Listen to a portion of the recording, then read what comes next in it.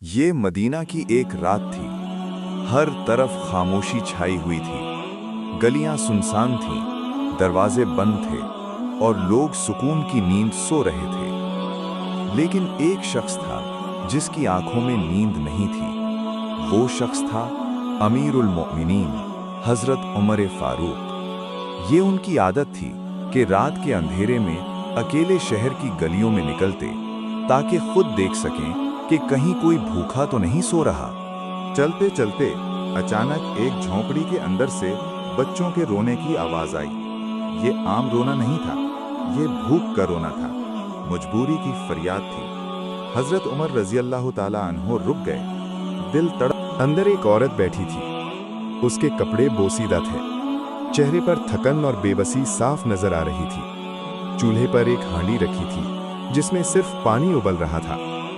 حضرت عمر رضی اللہ عنہ نے نرمی سے پوچھا، اللہ کی بندی، بچے کیوں رو رہے ہیں؟ عورت نے بھرائی ہوئی آواز میں کہا، بھوک کی وجہ سے، کئی دن ہو گئے ہمارے پاس کھانے کو کچھ نہیں، میں صرف پانی اس لیے ابال رہی ہوں تاکہ بچے سمجھیں کہ کھانا پک رہا ہے اور بھوک کے ساتھ سو جائیں۔ یہ الفاظ تیر بن کر حضرت عمر کے دل میں پیوست ہو گئے۔ حضرت عمر رضی اللہ عنہ کی آنکھوں سے آنسو بہنے لگے، دل کانپ اٹھا۔ انہوں نے سوچا، اگر آج یہ بچے بھوکے سو گئے تو کل اللہ کے سامنے عمر کیا جواب دے گا؟ انہوں نے اپنی پہچان ظاہر نہیں کی اور فوراً وہاں سے پلٹ گئے۔ حضرت عمر سیدھے بیت المال پہنچے، وہاں سے آٹا اور گھی لیا اور خود اپنی پیٹھ کر بوری اٹھا لی۔ ایک ساتھی نے کہا، امیر المومنین، یہ بوجھ مجھے دے دیں۔ حضرت عمر نے فرمایا، کیا قیامت کے دن بھی تم میرا بوجھ اٹھاؤ گے؟ حضرت عمر رضی اللہ عنہ خود راشن لے کر اس جھونپڑی تک آئے، چولہا جلایا، کھانا پکایا اور بچوں کو اپنے ہاتھوں سے کھلایا۔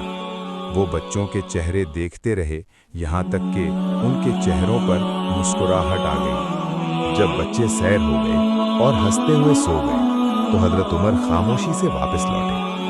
راستے میں ان کی آنکھوں سے آنسو بہتے رہے اور لبوں پر ایک ہی دعا تھی، اے اللہ، اگر عمر سے کوئی کوتاہی ہو گئی ہو تو اسے معاف فرما دینا۔ یہی تھا حضرت عمر فاروق رضی اللہ تعالیٰ عنہ کا عدل، یہی تھی ان کی حکمرانی۔ آج اگر دنیا انصاف کو ترس رہی ہے تو اس لیے کہ عمر جیسے حکمران تاریخ کا حصہ بن چکے ہیں۔ یہ کہانی ہم سب کے لیے ایک سبق ہے کہ اصل طاقت جواب دہی میں ہے اور اصل حکمرانی عدل میں ہے۔